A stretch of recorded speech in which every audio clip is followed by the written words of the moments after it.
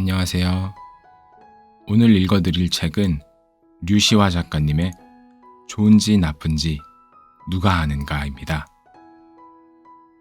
이 책에서 어떤 이야기들은 동화와 같은 이야기로 메시지를 전달해 주는데 전혀 교훈적이거나 너무 일방적이지 않아서 읽기 편안한 어른들을 위한 동화로 느껴지고, 또한 반대로 어떤 이야기들은 실제 사례들을 등장시켜 현장감이나 현실성까지도 느낄 수 있어서 이야기 하나하나들이 기억에 깊게 자리매김한 그런 책이었습니다. 어느 공간이나 어느 시간에서 들으시든지 편안한 시간 되었으면 좋겠습니다. 그럼 시작하겠습니다. 축복을 셀 때 상처를 빼고 세지 말라. 상처가 되는 경험은 우연한 사고가 아니다. 자기 존재의 방향을 찾기 위해, 즉 삶을 진지하게 살기 위해 당신이 인내심을 갖고 기다려온 기회이다. 만약 그 사건이 일어나지 않았다면 당신은 그것과 비슷한 또 다른 경험을 찾아 나섰을 것이다. 영국 시인 W.H. 오든의 말이다. 심리상담사를 꿈꾸는 여성이 있었다. 유복한 가정에서 자란 그녀는 마음의 상처로 고통받는 사람들을 치유해주는 일을 하고 싶었다. 대학을 졸업하고 남부럽지 않은 결혼 생활을 이어가던 중 꿈을 실현하기 위해 심리상담 대학원에 입학했다. 그리고 곧 불행이 닥쳤다. 하나뿐인 아들이 갑자기 쓰러져 병명도 모른 채 숨을 거뒀다. 아픔이 채 가시기도 전에 남편의 불륜을 알게 되었다. 비난과 원망의 소리를 외면한 채 남편은 그냥 그녀를 떠나버렸다. 그리고 10개월 후 아버지의 장례식을 치르게 되리라고는 꿈에도 생각하지 못했다. 그녀가 그토록 의지하던, 언제나 바람막이가 되어준 보호자가 사라진 것이다. 목까지 차오른 슬픔을 누르며 그녀는 자신에게 일어난 일들을 되새기고 또 되새겼다. 시간을 거꾸로 돌리면 마법처럼 그들 모두가 되돌아올 것만 같았다. 이제 그녀는 누구의 엄마도, 누구의 아내도, 누구의 딸도 아니었다.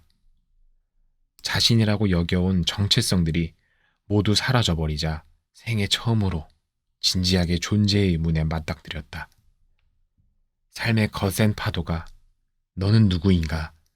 라는 질문을 그녀에게 던진 것이다. 그녀는 차츰 슬픔의 배경에 있는 자기 존재에 귀를 기울이기 시작했다. 거짓으로 위안받는 것보다 진실 때문에 상처받는 것이 낫다는 것도 깨달았다. 영혼이 살아나면 잃은 것은 중요하지 않다. 현재 그녀는 대학원 수업과 혹독한 인생 수업을 거쳐 심리치료사로 일하고 있다. 나도 아프지만 당신은 괜찮아요? 하고 묻는 이가 바로 융이 말한 운디드 힐러, 즉 상처 입은 치유자이다. 치유는 파도로도 온다. 파도는 쓰러뜨리기도 하지만 다시 쳐서 일어나기도 한다. 몸이 칼에 베이면 육체적, 감정적, 영적 치유 시스템이 즉각적으로 동원되어 이전보다 더 활발하게 살아난다고 한다. 2차례 내한 공연을 한 피아니스트들의 피아니스트라 불리는 머레이 페라이어는 전성기인 40대 중반 예기치 않은 역경을 만났다. 악보에 오른쪽 검지손가락을 베었는데 대수롭지 않게 여겼다가 염증이 악화되어 손가락 뼈에 변형이 생겨났다. 2번이나 대수술을 받느라 몇 해 동안 피아노를 떠나 있어야만 했다. 피아니스트에게 피아노를 칠 수 없는 것은 암흑이나 다름없다. 그러나 페라이어는 이 시간 동안에 상상할 수 없을 만큼 성장했다고 말한다. 건반 앞을 떠나 처음으로 음악에 대해 폭넓게 생각할 시간을 갖게 되었고, 작곡가가 무슨 생각으로 음을 적었을지 고민하면서 해답을 발견해 나갔다. 그리하여 다시 연주를 시작했을 때는 한 차원 높이 성장이 있었으며 더 명상적이고 관조적이 되어 건반 위의 음유시인으로 불리게 되었다. 재기 후 연주한 바흐의 골드베르크 변주곡은 빌보드 차트에 15주나 오르는 사랑을 받았다. 그의 연주에는 고난을 이겨낸 인간이 신에게 감사드리는 마음이 담겨 있다. 베토벤의 월광 소나타에 대해 페라이어는 가슴 시린 해석을 내린다. 많은 학자들이 월광 소나타는 달빛과는 상관없다고 사람들이 만들어낸 이야기라고 생각했다. 그런데 한 경매에서 이 곡을 작곡하기 직전에 베토벤이 쓴 에올리언 하프를 사야겠다는 메모가 발견이 되었다. 바람이 하프의 현에 닿아 소리를 만들면 바람의 신 아이올로스가 음악을 연주하고 있다고 생각되는 것이 에올리언 하프이다. 로미오와 줄리엣처럼 젊은 연인이 세상을 떠나면 달빛만 있는 행성에 간다는 전설이 있다. 이들이 사는 고독한 섬과 같은 슬픔이 에올리언 하프를 울려 우리에게 전달된다는 생각을 베토벤은 월광 소나타에 담은 것이다. 모든 상처에는 목적이 있지 않을까? 어쩌면 우리가 상처를 치료하는 것이 아니라 상처가 우리를 치료하는지도 모른다. 상처는 우리가 자신의 어떤 부분을 변화시켜야 하는지 정확히 알려준다. 돌아보면 내가 상처라고 여긴 것은 진정한 나를 찾는 여정과 다르지 않았다. 삶의 그물망 안에서 그 고통의 구간은 축복의 구간과 이어져 있었다. 축복인 blessing은 프랑스어 상처 입다 blesser와 어원이 같다. 축복을 셀 때 상처를 빼고 세지 말아야 한다. 한 청년이 뼈암으로 한쪽 다리를 절단한 후 건강한 사람들에 대한 증오와 절망에 빠진다. 인생을 제대로 살아보기도 전에 그런 비극을 경험한 것이 슬픔과 분노로 표출된다. 첫 그림 치료 시간에 그는 자신의 몸을 화병 형태로 그린다. 검은색 크레용으로 잔뜩 칠해진 그 화병에는 금이 크게 가 있다. 계속해서 그림을 그리고 재활치료를 받은 몇 년 후 심리치료사가 그에게 처음 그린 그림을 보여준다. 그는 화병을 보고 말한다. 오, 이 그림은 아직 완성된 것이 아니네요. 심리치료사가 그림을 완성해 보라고 제안하자 그는 손가락으로 그 금들을 가리킨다. 여기를 봐요. 이곳은 빛이 들어오는 곳이에요. 그렇게 말하며 노란색 크레용으로 화병에 난 금들을 통해 환하게 새어나오는 빛을 그린다. 작자 미상의 누군가가 말했듯이 인생은 폭풍 속에서 어떻게 살아남을 것인가가 아니라 빛 속에서 어떻게 춤을 추는가 하는 것이다. 영적 전사는 부서진 가슴을 가져야 한다고 티베트 출신의 영적 스승 초감 트룽파는 말한다. 부서진 가슴 없이는 전사 자격이 없다고. 의미를 찾을 수 있는 고통은 추락이 아니라 재탄생의 순간이고 새로운 여행의 시작이다. 가톨릭에서는 이 고통을 펠릭스 쿨파, 즉 행운의 추락이라고 표현한다. 상처가 구원으로 인도하기 때문이다.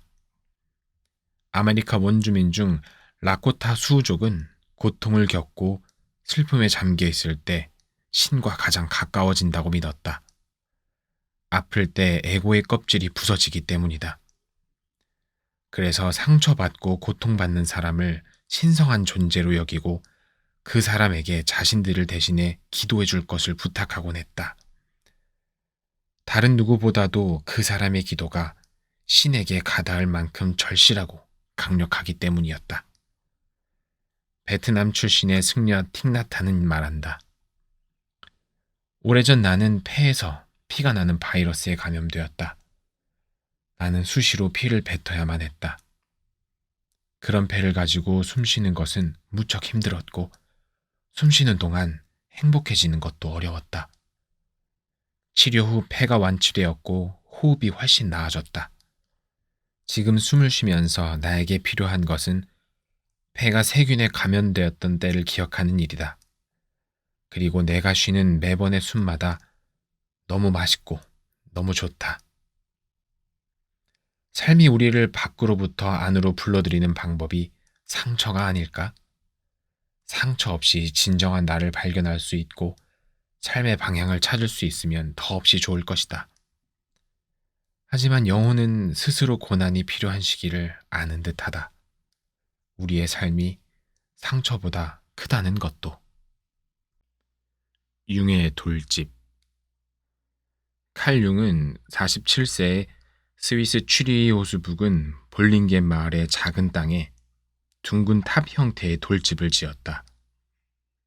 자신을 후계자로 지명한 프로이트와 결별한 후 학문적으로나 정신적으로나 방향 상실 상태인 동시에 완전히 허공에 떠있던 무렵이었다. 프로이트와 등을 돌리는 순간 심리학계에서 매장당하고 친구들마저 융의 책을 쓰레기라고 대놓고 말했다. 그러나 융은 자신이 더 중요하다고 여기는 것을 따르기로 했다. 돌집은 융에게 새로운 인생의 출발이었다. 처음에는 단순한 형태였으나 평생에 걸쳐 조금씩 부속 건물을 보태나갔다. 이 돌집은 곧 융에게 내면의 성소가 되었다. 그곳에서 누린 휴식과 재생은 강력했다. 1년에 몇 달씩 그곳에서 지내며 돌에 글씨를 새기고 영적 깨달음의 상징인 만다라를 그리는 한편 자신의 꿈을 분석하는 글을 쓰고 사상을 다듬었다. 생활은 원시에 가까울 만큼 문명을 배격했다. 마루도 카펫도 깔지 않고 울퉁불퉁한 돌바닥을 그대로 사용했다. 흙 가까이에 살려고 노력하고 직접 나무를 베고 음식을 만들고 감자를 캤다. 나는 전기 없이 살면서 화덕에 불을 피우며 지냈다. 저녁에는 등잔을 켰다. 수도가 없어 우물에서 물을 깃고 장작을 베 먹을 것을 조리했다. 이런 소박한 일은 인간을 소박하게 만든다. 하지만 단순하게 지내기란 얼마나 어려운 일인가. 융은 7시에 일어나 냄비와 프라이팬에게 인사를 건넸다. 아침 준비에 오랜 시간을 보냈으며 식사는 커피와 소시지, 과일, 빵이었다. 오전 2시간은 언제나 지필에 몰두했다. 그 후에는 그림을 그리거나 명상을 하고 주변 언덕을 산책하고 편지에 답장하면서 오후 시간을 보냈다. 그리고 밤 10시가 되면 잠자리에 들었다. 융에게 볼링겐의 돌집은 단지 일상으로부터의 탈출하기 위한 휴식처가 아니라 연구에 더욱 몰입하게 해준 공간이었다. 단순하기 이를 데 없는 이곳에서 융 심리학의 대표 저서인 기억, 꿈, 회상이 집필되었다. 평일에는 취리히 대학 연구실에서 많은 환자들을 만나고 방문객과 업무에 붙들려 살았지만 주말에는 어김없이 호숫가로 돌아가 직접 살림과 청소를 하며 원시적인 방식을 고수했다. 중간에 그토록 꿈꾸던 인도를 여행하고 미국을 방문해 푸에블로 인디언의 생활을 연구한 것을 제외하면 그의 역작 대부분이 이 돌집에서 쓰여졌다. 하지만 융은 자기만의 그 성소를 그저 탑이라 불렀다. 이곳에서 나는 나 자신이 사물과 풍경 속으로 스며들어가 각각의 나무 속에, 출렁이는 물결 속에, 구름 속에, 오가는 동물들 속에, 그리고 변화하는 계절들 속에 살아 존재한다는 느낌을 받는다. 라틴어에서 레푸기움은 피난처, 휴식처의 의미이다. 원래 레푸기움은 빙하기 등 여러 생물 종이 멸종하는 환경에서 동식물이 살아남은 장소를 말한다. 빙하기 때 살아남은 생물들처럼 자신의 존재를 잃지 않을 수 있는 곳, 그곳이 바로 레푸기움인 것이다. 호숫가 돌집은 융에게 평화롭고 창조적인 삶의 중심이 되어준 진정한 레푸기움이었다. BBC 기자가 찾아갔을 때 노년의 융은 그곳에서 주기적으로 단순한 생활을 하지 않았다면 학문적인 성취를 이루지 못했을 것이라고 회고했다. 볼링겐에서 나는 진정한 삶의 한복판에 있었으며 나 자신과 가장 가까워졌다.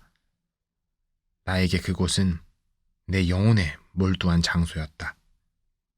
융에게 그러했듯이 레프기움은 단순한 쉼터 이상이다. 우리의 영혼과 세상 사이에는 거리가 있으며 많은 장소들은 용도 이상의 어떠한 곳도 되지 못한다. 그 거리가 사라지고 내가 피상적으로 존재하거나 이방인처럼 느껴지지 않는 곳. 그래서 무슨 의식을 행하듯 종종 찾아가고 싶은 장소가 있다면 자신의 레프기움을 발견한 것이다. 나는 몇 해의 여름을 라다크 지방에서 지냈다. 현지인 친구 릭진 추비가 제공해준 2층 방은 큰 선물이었다. 인더스강의 진흙 벽돌로 지은 라다크 전통 양식의 집으로 방 안에는 나무 침대 하나와 작가인 나를 배려해 릭진이 구해다 놓은 책상과 나무 의자가 전부였다. 새벽에 창문을 열면 멀리 어스름 속에 눈 쌓인 히말라야와 벌써부터 작은 공항으로 활강하는 소형 비행기들이 보였다. 오후에는 돌풍이 불어 이착륙을 할 수 없기 때문에 이른 시간에 비행기들이 내리고 떴다. 아침에는 10분 거리의 빵가게로 걸어가 아랍식 빵을 샀다. 도착한 며칠은 산소 부족으로 그 길을 오르내리는데도 숨이 찼다. 둥근 진흙 화덕 안쪽 벽에 밀가루 반죽을 붙여 납작하게 구워내는 빵은 값이 싸고 맛이 있었다. 릭진의 아내가 만든 그 지역 특산품인 살구잼을 발라 버터티와 함께 먹었다. 무슬림 주민이 많아 빵가게에서는 늘 줄을 섰다. 나는 라다크어를 몇 마디밖에 할 줄 몰랐기 때문에 매일 봐도 눈인사만 주고받았다. 아침을 먹은 후에는 맞은편 언덕의 불교 사원에 가서 앉아 있거나 거기서부터 능선을 따라 한두 시간 산책을 했다. 그리고 돌아와서는 도랑을 따라 힘차게 흐르는 눈 녹은 물로 몸을 씻고 옥상에서 햇볕을 쬐며 책을 읽거나 글을 썼다. 저녁에는 그 집 부엌에서 라다크 주식 중 하나인 추더히를 만들어 먹었다. 현지인들의 집에 초대받아 갈 때도 있었다. 그리고 일주일에 한 번은 근처 마을들을 여행했다. 산악 지역답게 어둠이 빨리 내려 늦어도 9시에는 잠자리에 들었다. 텔레비전도 없고 전화도 거의 사용할 일이 없었다. 그런데도 마음과 영혼이 충만했다. 한 번은 북인도 다람살라에서 겨울을 났다. 달라이라마가 머무는 곳이라서 불교 순례자들과 전 세계에서 온 여행자들이 북적이지만 고산지대답게 추운 계절에는 한산했다. 300개의 계단을 올라 더 위쪽에 다람콧이라는 곳에 갔다가 그곳에서 내려다 보이는 풍경과 넉넉한 햇빛에 반해 방을 얻었다. 지금은 그곳마저 게스트하우스들과 카페들이 점령했지만 당시는 민가밖에 없어서 고즈넉함 그 자체였다. 아침에는 다시 300개의 계단을 내려가 식당에서 빠바를 사오고 저녁에는 나뭇가지로 불을 지펴 칼국수 비슷한 툭바를 만들었다. 주인 아주머니에게서 말린 민트를 얻어다 뜨거운 차를 마시는 사이 어느새 별들이 떴고 그 별빛 신호를 따라 산기슭의 집들이 하나둘 불을 켜는 것을 감상했다. 방에 난방시설이 없는 탓에 아침에는 밖으로 나가 해맞이를 해야 몸이 녹았다. 원숭이들과 초록색 앵무새들도 햇빛을 쬐러 모였다. 안개가 걷히고 날씨가 좋은 날에는 더 위쪽으로 올라가 만년설을 구경했다. 카메라 렌즈보다 눈이 먼저 열렸다. 숙소 주위에는 산책로가 많아 매일 발걸음을 유혹했다. 그리고 정해진 시간만큼은 방에 앉아 글을 썼다. 생활비는 거의 들지 않았다. 단순한 생활과 음식이 나를 단순하게 만들었다. 그리고 그 단순함이 나를 나 자신에게 가까워지게 했다. 그 삶은 타인이 이해할 수 있는 것이 아니었다. 순전히 내 영혼에 관한 일이었다. 꼭 필요하지 않은 일과 만남들이 줄어들면서 기쁨은 늘어났다. 사치가 문화를 창조하기도 하지만 소박함은 정신을 창조한다. 그곳에서 나는 사원들을 들여다봤고 신상들을 보았고 그런 다음 나 자신 안에서 성소를 발견했다. 기억, 꿈, 회상에서 융은 말한다. 사람들은 점점 커져가는 부족감, 불만족, 불안 심리에 떠밀려 새로운 것을 향해 충동적으로 돌진한다. 현재 가지고 있는 것으로 살지 않고 미래가 약속해주는 것들에 의지해 살아간다. 모든 좋은 것이 더 나쁜 대가를 치르고 얻어진다는 사실을 인정하지 않는다. 눈부신 과학의 발견이 우리에게 재앙을 가져온다는 것은 더 말할 필요도 없다. 그것들은 전체적으로 인간의 기쁨, 만족 또는 행복을 증가시키지 못한다. 예를 들면 시간을 단축하는 조치들은 불쾌한 방식으로 속도만 빠르게 해 전보다 더 시간이 부족하게 만든다. 볼링겐에 있는 나의 탑에서는 사람이 마치 수백 년을 사는 것처럼 산다. 만약 16세기 사람이 그 집으로 이사 온다면 그에게 새로운 것은 단지 석유 등잔과 성냥일 것이다. 당신에게 그런 곳은 어디인가? 자기만의 사유 공간에서 긴 호흡을 들이쉬고 내쉴 수 있는 곳은 삶이 의미를 잃을 것 같을 때마다 당신을 부르는 곳, 신이 당신을 위해 지도 위에 동그라미를 표시한 곳은 자신만의 레프기움, 자신의 탑을 갖는 것은 중요하다. 그곳이 돌집이든 소나무 숲이든 바닷가 외딴 곳이든 주기적으로 찾아가 분산된 감각을 닫고 자신의 영혼에 몰두하는 장소를 갖는 일은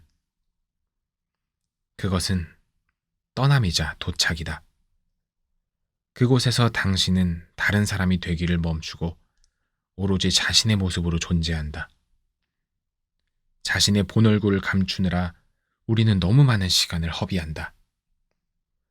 자신의 레프기움에서는 타인을 위해 표정을 꾸밀 필요가 없으며 외부의 지나친 소란으로부터 자신의 영혼을 지킬 수 있고 당신을 움켜쥐었던 세상의 요구에서 벗어난다. 그때 당신은 내면의 성소와 연결된다. 그것은 지혜와 신뢰의 순간이고 얼음이 아니라 물이 되는 순간이다. 내면의 성소에서 당신은 힘의 원천과 연결되어 다시 세상 속으로 돌아온다. 당신은 단단히 오므렸던 봉우리를 열고 자신의 향기에 숨을 쉰다. 엘리자베스 아펠이 시에 썼듯이 꽃을 피우는 위험보다 봉우리 속에 단단히 숨어 있는 것이 더 고통스럽다는 사실을 알기 때문이다. 나는 너와 함께 있을 때의 내가 가장 좋아. 한 대학생이 아메리카 원주민에 관한 박사학위 논문 과제의 일환으로 미국 남서부에 위치한 나바호족 인디안 보호구역에서 1년을 보냈다. 원주민 집단을 관찰하고 연구 활동을 하면서 그녀는 한 인디언 가족과 함께 지냈다. 그들의 오두막에서 생활하고 그들의 음식을 먹고 그들과 함께 일하며 나바호족 인디언의 전반적인 삶을 공유했다. 그 가족 중 할머니는 영어를 잘하지 못했지만 시간이 갈수록 두 사람 사이에는 친밀한 유대 관계가 형성되었다. 언어의 차이에도 불구하고 사랑과 이해라는 공통의 언어를 서로 나눈 것이다. 마침내 그녀가 다시 학교로 돌아갈 시간이 되었을 때 부족은 그녀를 위해 특별히 송별회를 열어주었다. 그 젊은 여성과 정이 많이 들었기 때문에 부족 사람들 모두 그녀와의 이별을 슬퍼하고 아쉬워했다. 그녀가 픽업 트럭에 올라타고 떠날 준비가 되었을 때 그 할머니가 따로 작별 인사를 하기 위해 그녀에게 다가왔다. 할머니는 눈물을 흘리면서 세월의 풍파로 거칠어진 주름진 손을 여학생의 두 뺨에 대었다. 그리고 그녀의 눈을 똑바로 바라보며 서툰 영어로 말했다. 나는 너와 함께 있을 때의 내가 가장 좋아. 두 사람의 관계가 부러운 것은 나뿐만이 아닐 것이다. 살아온 과정과 삶의 방식이 달라도 나의 존재 전체를 온전히 받아들여주는 그런 관계가.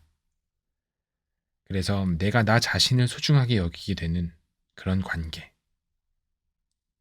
그 대학생은 아마도 처음에는 학술 연구자의 냉정한 자세로 원주민의 생활 방식을 조사하기 위해 그곳에 갔을 것이다.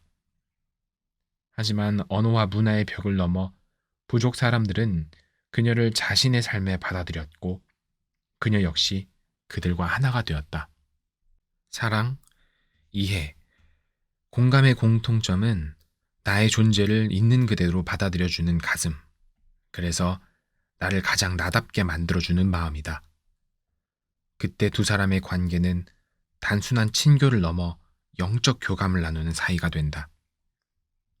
내가 인도에서 수크데브 바바지의 제자가 된 것은 그가 멋진 긴 머리를 하고 있다는 이유도 있었지만 나를 대하는 진정성 때문이었다. 타인을 만날 때 습관적으로 꾸미거나 과장된 진심을 보이는 이들과 달리 그는 나를 대하는데 조금의 가식도 없었다. 다정했지만 굳이 내 호감을 사려고 하지 않았다. 그래서 나 또한 그의 앞에서 자신을 꾸미거나 본연의 나와 다른 모습을 드러내 보일 필요가 없었다. 그는 나를 보고 웃을 때 진정으로 웃고 반길 때는 진정으로 반겼다. 우리는 아침마다 겐지스 강가에 앉아 있곤 했는데 바바지는 나와 함께 있을 때는 온전히 나와 함께 있었다. 나와 달리 그는 마음이 다른 대상으로 배회하는 법이 없었다. 어떤 의도나 기대 같은 것이 섞여 있지 않았다. 나는 그것이 사랑이라고 느꼈다. 한 번은 근처 오래된 유적지로 바람을 쐬러 갔는데 내가 들고 간 낡은 카메라의 셔터 버튼이 어딘가에 떨어져서 아무리 해도 찾을 수가 없었다. 내가 잔디밭을 뒤지는 둥 마는 둥 하고 있을 때 수쿠데브 바바지는 2미터가 넘는 긴 머리카락을 둘둘 말아 올린 커다란 머리를 두 손으로 지탱하고서 온 마음을 다해 찾았다. 그리고 마침내 토끼풀 사이에서 은색 버튼을 발견하고는 나보다 더 기뻐했다. 내가 장난기가 발동해 이참에 네잎클로버를 찾자고 제안하자 바바지는 다시 반시간 넘게 몸을 기역자로 만들고서 어린아이처럼 풀밭을 훑고 다녔다. 자기 얼굴의 몇 배가 되는 구멍난 붉은색 터번으로 감싼 머리를 두 손으로 받치고서 그때 찍은 사진을 나는 아직도 가지고 있다. 그에게서 어떤 설법이나 진리에 대한 강론을 들은 바는 없지만 그는 내가 새 책을 출간하거나 어떤 작은 성취를 이뤘다고 말하면 진심으로 축하해 주었다. 그럼으로써 나 스스로 나 자신이 좋아지게 만들었다. 어리석고 짓궂기까지 한 제자에게 그런 스승과의 만남은 큰 행운이었다. 그것이 사랑이 아니고 무엇이겠는가? 진정성을 가지고 사람을 대하고 진심 어린 마음을 나누는 것. 수쿠데브 바바지는 세상을 떠났지만 꺼지지 않는 불꽃을 내 안에 심어 놓았다. 판단보다는 온 마음을 담아 누군가를 만나는 것은 어떤 사상과 지식보다 가치 있는 일이다. 우리가 누군가를 좋아하고 그 사람과 함께 있고 싶어지는 이유는 단순히 그 사람이 좋아서만이 아니라 그 사람과 함께 있을 때 나 자신이 좋아지고 가장 나다워지기 때문이다. 또 누군가를 멀리하고 기피하는 이유는 그 사람과 함께 있을 때 나 자신이 싫어지기 때문인 경우가 많다. 그런 행운을 가졌는가? 누군가가 당신에게 나는 너와 함께 있을 때의 내가 가장 좋아 라고 말할 수 있는 내 영혼 안녕한가? 여행 갈 때 책을 들고 가지 않는 편이다. 세상이 곧 책이어서가 아니라 여행지의 책방에 들리는 것을 좋아하기 때문이다. 델리와 콜카타의 옥스포드 서점이나 북웜, 맨해튼의 스트랜드 북스토어, 도쿄의 준구토나 츠타야 서점, 카트만두의 필그림즈 같은 독특한 책방에서 책을 뒤적이며 하루 이틀 보내는 것은 여행에 빼놓을 수 없는 기쁨이다. 내전이 한창이던 스리랑카의 소도시에서 책방을 만났을 때의 안도감은 잊을 수 없다.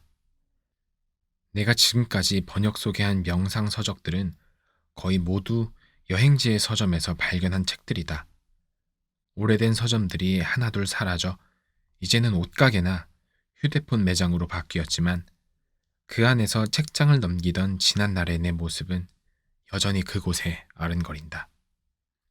우리가 잠시라도 시간을 보낸 장소에는 우리의 영혼의 일부가 남는다고 소설가 파트릭 모디아노는 어두운 상점들의 거리에 썼다. 책에도 혼이 담긴다. 그 책을 쓴 사람과 읽는 사람의 혼이. 지난번 여행 때 델리 칸마켓의 서점에서 산 토머스 무어의 영혼의 돌봄은 여행 내내 좋은 독서가 되었다. 안개 때문에 14시간 연착한 기차를 기다리는 대합실에서 그 책을 읽은 것 자체가 나에게는 영혼의 돌봄이었다. 영혼의 돌봄은 말 그대로 영혼을 보살피는 것이다. 몸을 위해 좋은 음식을 먹고 규칙적인 운동을 하듯이 자기 영혼에 자양분을 공급하는 것이다. 10년간 가톨릭 수사로 살기도 한 영성 상담가 토머스 무어는 마음의 문제가 영혼을 돌보지 않는 데서 시작된다고 말한다. 우리는 바디 케어에는 열중하면서 소울 케어는 지나칠 만큼 무관심하다. 무어에게 심리 상담을 받은 사람 대부분이 겪는 고통은 영혼을 돌보지 않아서 생긴 마음의 병이었다. 영혼을 소홀히 하면 의미 상실, 무기력, 관계에 대한 환멸, 자기 비난, 폭력성과 중독 증세가 나타난다. 삶의 생기를 주는 중요한 부분을 잃었기 때문에 영혼이 아픈 것이다. 책에는 이런 일화가 나온다. 어떤 남자가 사랑하는 여자와 다투고 나서 경솔하게 여자를 비난하며 헤어지자는 편지를 보낸다. 편지가 도착하기 전에 남자는 여자에게 전화를 걸어 그 편지를 읽지 말라고 말한다. 여자는 편지를 받는 즉시 남자의 말대로 찢어버린다. 호기심을 느껴 휴지통에 버린 조각들을 보니 남자가 쓴 글자와 단어들이 보인다. 하지만 여자는 유혹을 이기고 휴지통을 비워버렸고 두 사람은 다시 사랑하는 관계로 돌아온다. 둘 다 영혼의 돌봄을 선택한 것이다. 플라톤은 영혼의 돌봄을 삶의 기술이라 정의했다. 마음에서 문제를 내려놓는 연습도 영혼의 돌봄에 해당된다. 한 목수가 농장주택 보수하는 일에 고용되었다. 첫날부터 문제가 많았다. 나무에 박힌 못을 밟아 발을 다치고 전기톱이 고장나 시간이 지체되었다. 낡은 트럭은 시동이 걸리지 않았다. 그날 저녁 사장이 집까지 태워다 주는 동안 조수석에 앉은 남자는 무거운 침묵에 잠겨 있었다. 집에 도착한 남자는 가족을 인사시키기 위해 사장을 잠시 집 안으로 초대했다. 집을 향해 걸어가는데 남자가 작은 나무 옆에서 걸음을 멈추더니 두 손으로 나뭇가지 끝을 어루만졌다. 현관문을 열 때 그의 얼굴은 완전히 다른 사람으로 바뀌어 있었다. 그을린 얼굴이 미소로 밝아졌으며 달려오는 두 아이를 껴안고 아내에게는 입맞춤을 했다. 다시 차가 있는 곳으로 가기 위해 나무 앞을 지나가면서 호기심을 느낀 사장이 좀 전의 행동에 대해 물었다. 그러자 남자가 말했다. 이 나무는 걱정을 걸어두는 나무입니다. 이라면서 문제가 없을 수 없다는 걸 압니다. 하지만 그 문제들은 집 안의 아내와 아이들에게까지 데리고 들어갈 수는 없습니다. 그래서 저녁 때 집에 오면 이 나무에 문제들을 걸어두고 들어갑니다. 그리고 아침에 다시 그 문제들을 가지고 일터로 나갑니다. 그런데 아침이 되면 문제들이 밤사이 바람에 날아갔는지 많이 사라지고 없습니다. 사소한 일상의 문제들을 영혼 안으로 데리고 들어가는 습관을 멈춰야 한다. 영혼이 순수한 기쁨과 웃음을 잃기 때문이다. 영혼을 일구고 가꾸는 일은 자신 안에 깃든 영혼성에 다가가는 일이다. 우리 영혼의 일부는 시간 속에서 살아가지만 또 다른 일부는 영혼 속에 존재하기 때문이다. 만약 누군가가 저 위에서 우리를 내려다본다면 우리는 어떤 삶을 살고 있는 것 같을까? 혹시 우리의 영혼이 우리를 잃어버린 것처럼 보이지는 않을까? 한 남자가 있었다. 그는 일을 아주 많이 하는 사람이었다. 먹고, 자고, 일하고, 가끔 인생이 공허하게 느껴질 때도 있긴 했다. 어느 날, 한밤중에 잠이 깬 남자는 숨이 막힐 것만 같은 기분이 들었다. 자신이 어디에 있는지, 그리고 자기 이름마저 기억이 나지 않는다. 몸속에 어떤 사람도 없는 것 같은 느낌이었다. 다음날 남자를 진찰한 현명한 의사가 말했다. 당신의 영혼이 주인의 속도를 따라갈 수 없어서 다른 어딘가에 떨어져 있소. 영혼은 당신을 잃었고 다른 사람들처럼 당신은 영혼을 잃은 거요. 영혼은 그래도 자기가 주인을 잃었다는 걸 알지만 사람들은 자신이 영혼을 잃었다는 사실조차 모르며 살아가고 있어. 지혜로운 의사는 남자에게 처방을 내린다. 자기만의 장소를 찾아 그곳에서 당신의 영혼을 기다려야만 하오. 영혼은 아마도 당신이 몇 해 전 갔던 어느 장소로 당신을 찾으러 오는 중일 것이오. 기다리는데 시간이 좀 걸릴지도 모르고 이것 말고는 내가 처방해 줄 약은 없소. 그래서 남자는 그렇게 했다. 도시 변두리 자신이 좋아하는 장소로 가서 의자에 앉아 기다렸다. 다른 일은 아무것도 하지 않고서. 많은 날들, 몇 주, 몇 달이 지나고 보이지 않는 궤도를 따라 계절들이 바뀌어 갔다. 어느 오후 인기척이 나더니 그의 앞에 그가 잃어버린 영혼이 서 있었다. 지치고 지저분하고 상처 입은 채로 서서 영혼은 숨을 헐떡이며 말한다. 드디어. 폴란드의 소설가 올가 토가르축과 그림 작가 요안나 콘세유가 함께 만든 책 잃어버린 영혼에 나오는 이야기이다. 영혼의 돌봄에는 명상이나 독서뿐 아니라 여행, 예술활동, 자연과 가까워지는 일도 포함된다.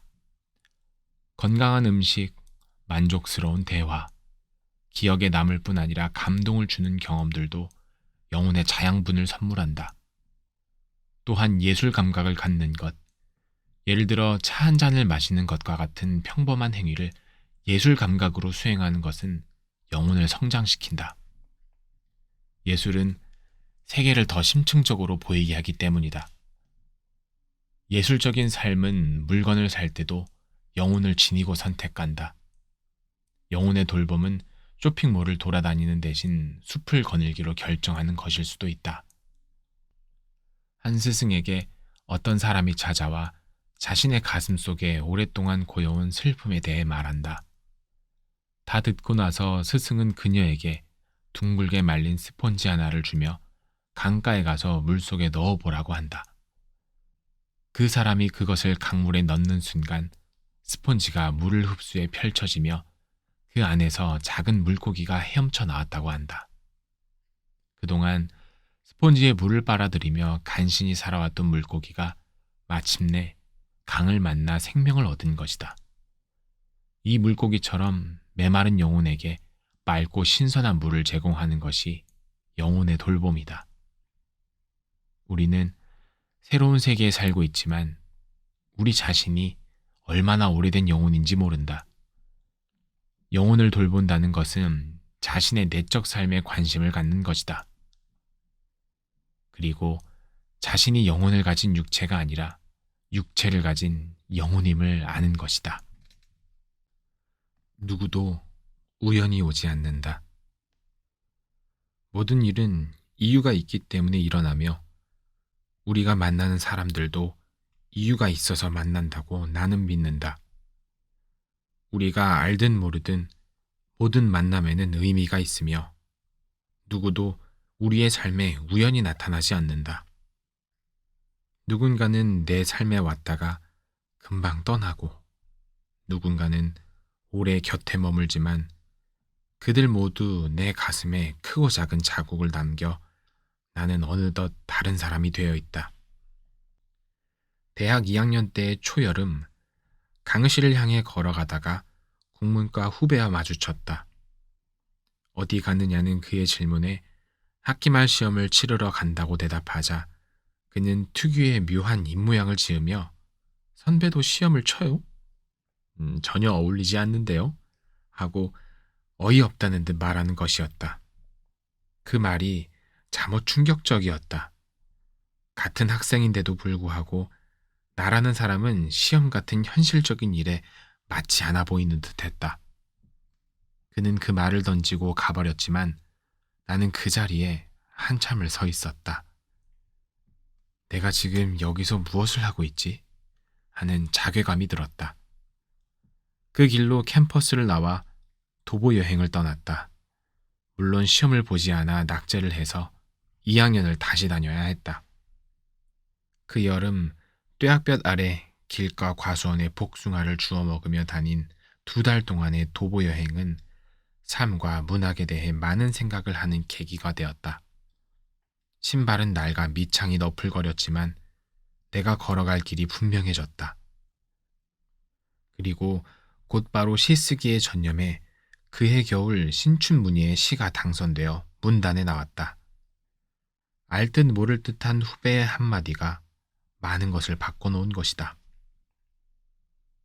졸업 후 중학교 임시교사가 된 나는 문학에 몰두해야 할 시간에 자음접변과 두음법칙을 가르치고 있는 현실이 괴로웠다. 랭보는 20살이 되기 전에 대표시를 썼는데 30살까지만 살기로 한 나는 시 한 줄 쓰지 못하고 있었다. 선배 교사와 저녁을 먹으며 고뇌를 말했더니 그는 3달만 지나면 그런 고민이 사라질 것이라고 감자탕 속 통감자를 건져 먹고 말했다. 내게는 그 말이 3달 후에는 고민조차 하지 않을 것이라는 무서운 의미로 들렸다. 그래서 다음날 사표를 내고 개나리꽃 만발한 운동장을 가로질러 나왔다. 한 달도 못 채웠기 때문에 월급은 사양했다. 더 늦기 전에 선배 교사가 내 삶의 방향을 튼 것이다. 그 후 생계비를 해결하느라 다시 몇 군데 직장을 전전한 끝에 나 자신이 사회 부적응자라는 결론에 이르렀다. 조직 생활에 맞지 않기도 했지만 두통이 심해 매일 출근은 늦고 퇴근 시간까지 기다리는 건 너무 힘들었다. 결국 몇 개월 만에 자발적인 추방자가 되어 무직자로 거리를 떠돌았다. 당시 서울 종로 이가에 종로서적이 있어서 수도승이 사원을 중심으로 떠돌듯 그곳을 기점으로 반경 100m 내외를 온종일 걸어 다녔다. 다리가 아프면 서점에 들어가 책을 읽고 마음에 드는 시를 외웠다. 그러던 어느 날 서점 화장실에서 한 남자가 아는 체를 했다. 시동인 활동을 하던 시절 동인지를 출간한 출판사에서 나를 한번 보고 깊은 인상을 받았다고 했다. 화장실에서 그런 인사를 받으니 나 또한 그가 인상 깊었다. 그날 화장실 앞에서 대화를 나누다가 그가 부친에게서 물려받은 불교 잡지를 운영할 계획이라는 것을 알게 되었고 고리타분한 내용 대신 명상과 영성을 이야기하는 잡지가 필요하다는 내 의견에 그는 동의했으며 그래서 함께 힘을 합해 새로운 개간지를 내기로 결정하는데 1시간이 채 걸리지 않았다. 그중 50분은 나 혼자 흥분해서 주장을 폈다. 우리가 만든 잡지는 비록 발행 부수는 미미했으나 구도자들과 영성 추구자들 사이에서 금방 화제가 되었다. 학교 졸업 후 처음으로 이뤄낸 의미 있는 성취였다. 잡지의 내용을 기획하고 글을 쓰면서 나 자신도 인도의 다양한 영적 스승들을 알게 되었고 내 삶이 인도라는 나라로 방향을 돌리게 된 시작점이 되었다. 잡지사를 그만둔 지 얼마 후 서울 변두리로 가는 버스 안에서 한 사람과 마주쳤다. 잡지사 일을 할 때 잠깐 만난 적이 있는 사람이었다. 우리는 버스 안에서 얘기를 나눴고 버스를 함께 내려서도 얘기를 이어갔으며 내가 어디를 가려고 했는지도 잊은 채 대화에 몰두하다가 우리 사회의 명상과 영적 추구에 대한 책이 너무 부족하다는 사실에 의견이 일치했고 마침내 함께 출판사를 열기로 길 위에서 전격적으로 합의했다. 그리하여 얼마 후 그는 발행인이고 나는 편집장이 되어 정신세계사라는 출판사를 시작하게 되었다.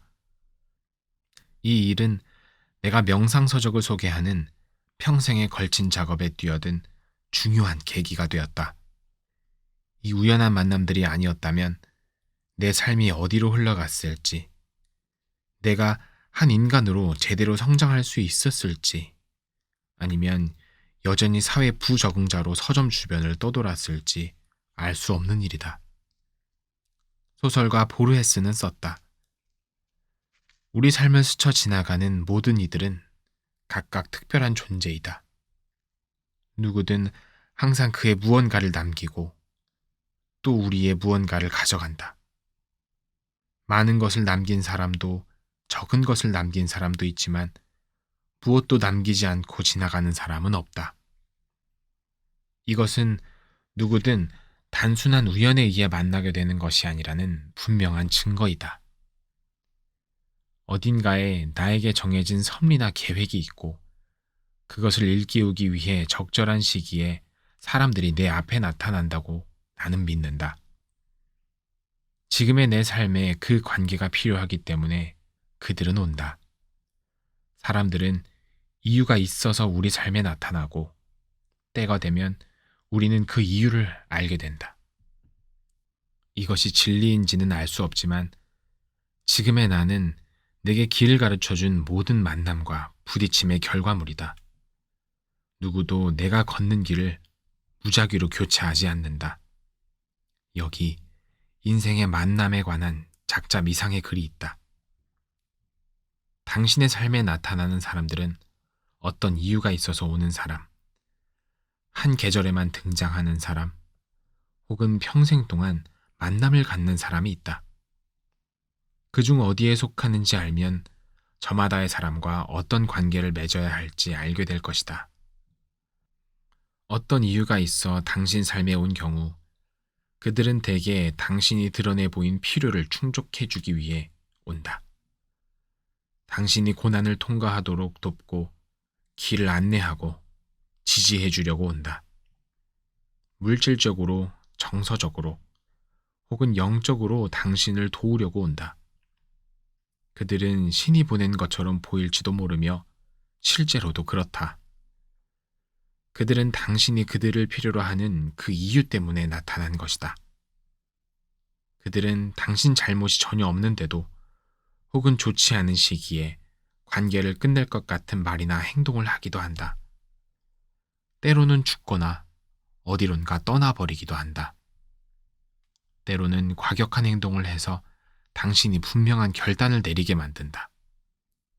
이때 우리가 깨달아야 할 것은 우리의 필요가 충족되었다는 것, 우리가 바라던 것이 채워졌다는 것, 그래서 그들의 역할이 끝났다는 사실이다. 당신이 올려보낸 기도는 응답받았으며 이제는 앞으로 나아갈 때가 온 것이다. 한 계절 동안만 당신 삶에 들어오는 사람도 있다. 그것은 당신이 나누고 성장하고 배우는 단계에 이르렀기 때문이다. 그들은 당신에게 평화로운 시간을 가져다 주고 당신을 웃게 할 것이다. 당신이 한 번도 경험한 적 없는 일을 가르쳐 줄지도 모른다. 그들은 대개 믿을 수 없을 만큼의 기쁨을 당신에게 준다. 이것을 믿으라. 이것은 사실이다.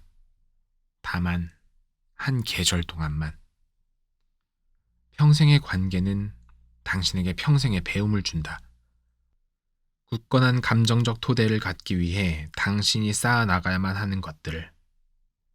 당신이 할 일은 그 배움을 받아들이고 그 사람을 사랑하고 그 관계에서 당신이 배운 것을 주변의 모든 관계와 삶의 영역에 적용하는 것이다.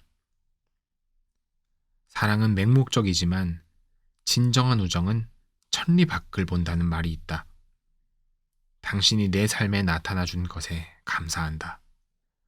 그것이 이유가 있는 만남이든 한 계절 동안의 만남이든 생애를 관통하는 만남이든 축복을 셀 때 상처를 빼고 세지 말라. 상처가 되는 경험은 우연한 사고가 아니다. 자기 존재의 방향을 찾기 위해, 즉 삶을 진지하게 살기 위해 당신이 인내심을 갖고 기다려온 기회이다. 만약 그 사건이 일어나지 않았다면 당신은 그것과 비슷한 또 다른 경험을 찾아 나섰을 것이다. 영국 시인 W.H. 오든의 말이다. 심리상담사를 꿈꾸는 여성이 있었다. 유복한 가정에서 자란 그녀는 마음의 상처로 고통받는 사람들을 치유해주는 일을 하고 싶었다. 대학을 졸업하고 남부럽지 않은 결혼 생활을 이어가던 중 꿈을 실현하기 위해 심리상담 대학원에 입학했다. 그리고 곧 불행이 닥쳤다. 하나뿐인 아들이 갑자기 쓰러져 병명도 모른 채 숨을 거뒀다. 아픔이 채 가시기도 전에 남편의 불륜을 알게 되었다. 비난과 원망의 소리를 외면한 채 남편은 그냥 그녀를 떠나버렸다. 그리고 10개월 후 아버지의 장례식을 치르게 되리라고는 꿈에도 생각하지 못했다.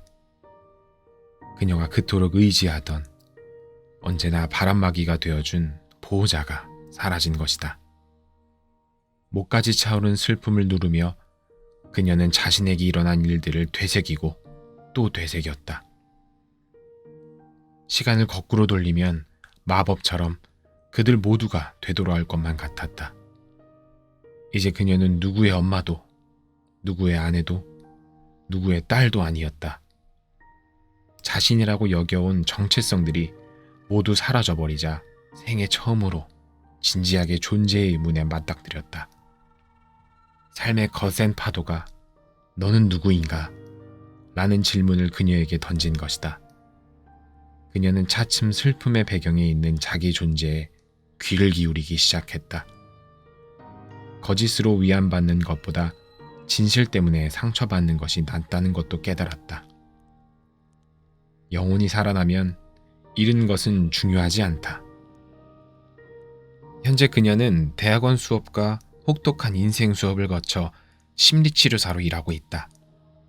나도 아프지만 당신은 괜찮아요? 하고 묻는 이가 바로 융이 말한 운디드 힐러, 즉 상처 입은 치유자이다. 치유는 파도로도 온다. 파도는 쓰러뜨리기도 하지만 다시 쳐서 일어나기도 한다.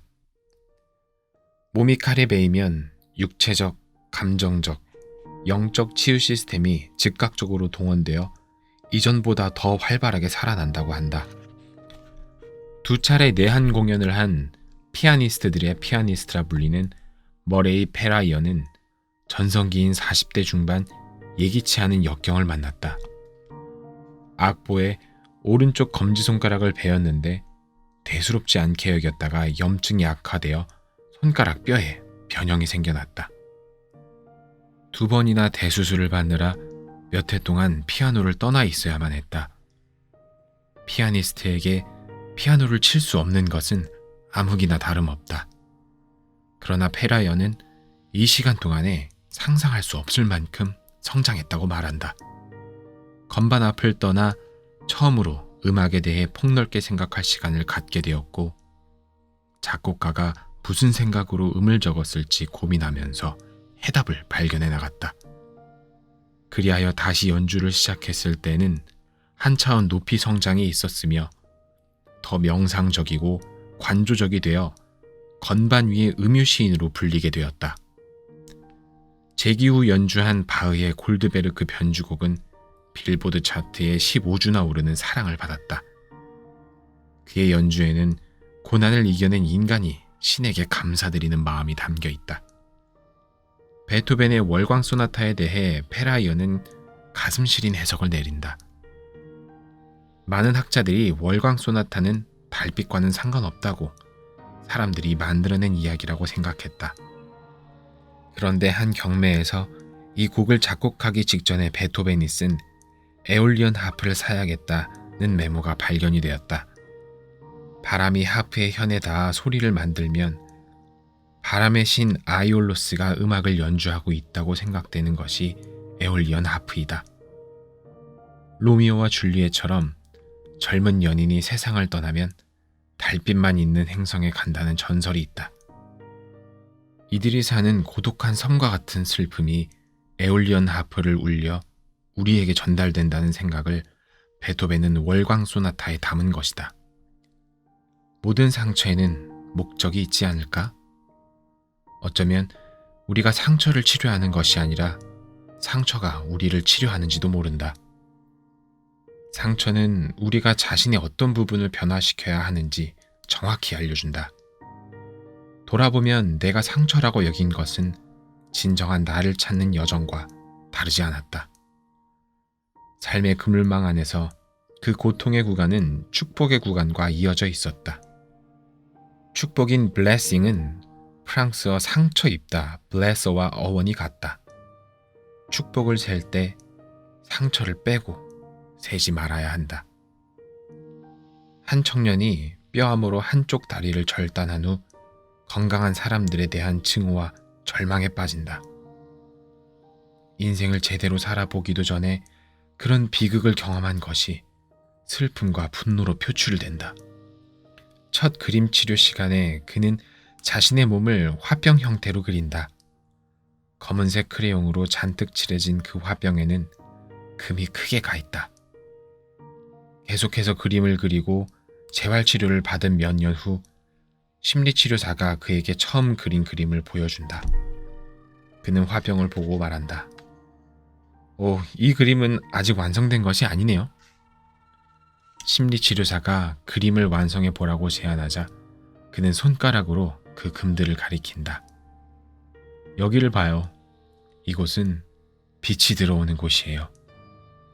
그렇게 말하며 노란색 크레용으로 화병에 난 금들을 통해 환하게 새어나오는 빛을 그린다. 작자 미상의 누군가가 말했듯이 인생은 폭풍 속에서 어떻게 살아남을 것인가가 아니라 빛 속에서 어떻게 춤을 추는가 하는 것이다. 영적 전사는 부서진 가슴을 가져야 한다고 티베트 출신의 영적 스승 초감 트룽파는 말한다. 부서진 가슴 없이는 전사 자격이 없다고. 의미를 찾을 수 있는 고통은 추락이 아니라 재탄생의 순간이고 새로운 여행의 시작이다. 가톨릭에서는 이 고통을 펠릭스 쿨파, 즉 행운의 추락이라고 표현한다. 상처가 구원으로 인도하기 때문이다. 아메리카 원주민 중 라코타 수우족은 고통을 겪고 슬픔에 잠겨 있을 때 신과 가장 가까워진다고 믿었다. 아플 때 에고의 껍질이 부서지기 때문이다. 그래서 상처받고 고통받는 사람을 신성한 존재로 여기고 그 사람에게 자신들을 대신해 기도해 줄 것을 부탁하곤 했다. 다른 누구보다도 그 사람의 기도가 신에게 가닿을 만큼 절실하고 강력하기 때문이었다. 베트남 출신의 승려 틱나타는 말한다. 오래전 나는 폐에서 피가 나는 바이러스에 감염되었다. 나는 수시로 피를 뱉어야만 했다. 그런 폐를 가지고 숨쉬는 것은 무척 힘들었고 숨쉬는 동안 행복해지는 것도 어려웠다. 치료 후 폐가 완치되었고 호흡이 훨씬 나아졌다. 지금 숨을 쉬면서 나에게 필요한 것은 폐가 세균에 감염되었던 때를 기억하는 일이다. 그리고 내가 쉬는 매번의 숨마다 너무 맛있고 너무 좋다. 삶이 우리를 밖으로부터 안으로 불러들이는 방법이 상처가 아닐까? 상처 없이 진정한 나를 발견할 수 있고 삶의 방향을 찾을 수 있으면 더없이 좋을 것이다. 하지만 영혼은 스스로 고난이 필요한 시기를 아는 듯하다. 우리의 삶이 상처보다 크다는 것도. 융의 돌집. 칼 융은 47세에 스위스 취리히 호수 부근 볼링겐 마을의 작은 땅에 둥근 탑 형태의 돌집을 지었다. 자신을 후계자로 지명한 프로이트와 결별한 후 학문적으로나 정신적으로나 방향 상실 상태인 동시에 완전히 허공에 떠있던 무렵이었다. 프로이트와 등을 돌리는 순간 심리학계에서 매장당하고 친구들마저 융의 책을 쓰레기라고 대놓고 말했다. 그러나 융은 자신이 더 중요하다고 여기는 것을 따르기로 했다. 돌집은 융에게 새로운 인생의 출발이었다. 처음에는 단순한 형태였으나 평생에 걸쳐 조금씩 부속 건물을 보태나갔다. 이 돌집은 곧 융에게 내면의 성소가 되었다. 그곳에서 누린 휴식과 재생은 강력했다. 1년에 몇 달씩 그곳에서 지내며 돌에 글씨를 새기고 영적 깨달음의 상징인 만다라를 그리는 한편 자신의 꿈을 분석하는 글을 쓰고 사상을 다듬었다. 생활은 원시에 가까울 만큼 문명을 배격했다. 마루도 카펫도 깔지 않고 울퉁불퉁한 돌바닥을 그대로 사용했다. 흙 가까이에 살려고 노력하고 직접 나무를 베고 음식을 만들고 감자를 캤다. 나는 전기 없이 살면서 화덕에 불을 피우며 지냈다. 저녁에는 등잔을 켰다. 수도가 없어 우물에서 물을 깃고 장작을 베 먹을 것을 조리했다. 이런 소박한 일은 인간을 소박하게 만든다. 하지만 단순하게 지내기란 얼마나 어려운 일인가. 융은 7시에 일어나 냄비와 프라이팬에게 인사를 건넸다. 아침 준비에 오랜 시간을 보냈으며 식사는 커피와 소시지, 과일, 빵이었다. 오전 2시간은 언제나 지필에 몰두했다. 그 후에는 그림을 그리거나 명상을 하고 주변 언덕을 산책하고 편지에 답장하면서 오후 시간을 보냈다. 그리고 밤 10시가 되면 잠자리에 들었다. 융에게 볼링겐의 돌집은 단지 일상으로부터의 탈출하기 위한 휴식처가 아니라 연구에 더욱 몰입하게 해준 공간이었다. 단순하기 이를 데 없는 이곳에서 융 심리학의 대표 저서인 기억, 꿈, 회상이 집필되었다. 평일에는 취리히 대학 연구실에서 많은 환자들을 만나고 방문객과 업무에 붙들려 살았지만 주말에는 어김없이 호숫가로 돌아가 직접 살림과 청소를 하며 원시적인 방식을 고수했다. 중간에 그토록 꿈꾸던 인도를 여행하고 미국을 방문해 푸에블로 인디언의 생활을 연구한 것을 제외하면 그의 역작 대부분이 이 돌집에서 쓰여졌다. 하지만 융은 자기만의 그 성소를 그저 탑이라 불렀다. 이곳에서 나는 나 자신이 사물과 풍경 속으로 스며들어가 각각의 나무 속에, 출렁이는 물결 속에, 구름 속에, 오가는 동물들 속에, 그리고 변화하는 계절들 속에 살아 존재한다는 느낌을 받는다. 라틴어에서 레푸기움은 피난처, 휴식처의 의미이다. 원래 레푸기움은 빙하기 등 여러 생물 종이 멸종하는 환경에서 동식물이 살아남은 장소를 말한다. 빙하기 때 살아남은 생물들처럼 자신의 존재를 잃지 않을 수 있는 곳, 그곳이 바로 레푸기움인 것이다. 호숫가 돌집은 융에게 평화롭고 창조적인 삶의 중심이 되어준 진정한 레푸기움이었다. BBC 기자가 찾아갔을 때 노년의 융은 그곳에서 주기적으로 단순한 생활을 하지 않았다면 학문적인 성취를 이루지 못했을 것이라고 회고했다. 볼링겐에서 나는 진정한 삶의 한복판에 있었으며 나 자신과 가장 가까워졌다. 나에게 그곳은 내 영혼에 몰두한 장소였다. 융에게 그러했듯이 레푸기움은 단순한 쉼터 이상이다. 우리의 영혼과 세상 사이에는 거리가 있으며 많은 장소들은 용도 이상의 어떠한 곳도 되지 못한다. 그 거리가 사라지고 내가 피상적으로 존재하거나 이방인처럼 느껴지지 않는 곳. 그래서 무슨 의식을 행하듯 종종 찾아가고 싶은 장소가 있다면 자신의 레푸기움을 발견한 것이다. 나는 몇 해의 여름을 라다크 지방에서 지냈다. 현지인 친구 릭진 추비가 제공해준 2층 방은 큰 선물이었다. 인더스강의 진흙 벽돌로 지은 라다크 전통 양식의 집으로 방 안에는 나무 침대 하나와 작가인 나를 배려해 릭진이 구해다 놓은 책상과 나무 의자가 전부였다. 새벽에 창문을 열면 멀리 어스름 속에 눈 쌓인 히말라야와 벌써부터 작은 공항으로 활강하는 소형 비행기들이 보였다.